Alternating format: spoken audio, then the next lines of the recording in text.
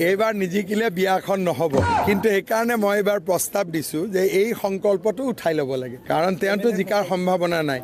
কোনোবা মানুহে বিয়া পাতিবৰ কাৰণে MLA হ'ব খোজে নেকি? মইতো প্ৰথম দেখিছোঁ মানুহে কয় ইউনিভাৰ্চিটি কৰিম, মোক MLA কৰক, মেডিকেল কলেজ কৰক, মোক MLA কৰক, হস্পিটেল কৰি মোক MLA কৰক। এওঁলোকে কৈছে লুৰিণৰ বিয়া পাতিব লাগে, সেইকাৰণে আমাক ভোট দিয়ক।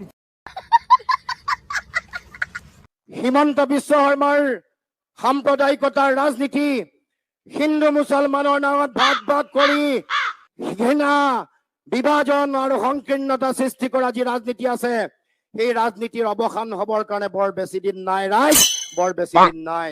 হিমন্ত বিশ্ব শৰ্মা ডাঙৰীয়াক চৰকাৰৰ পৰা আঁতৰাব লাগে। रुको जरा सबर करो।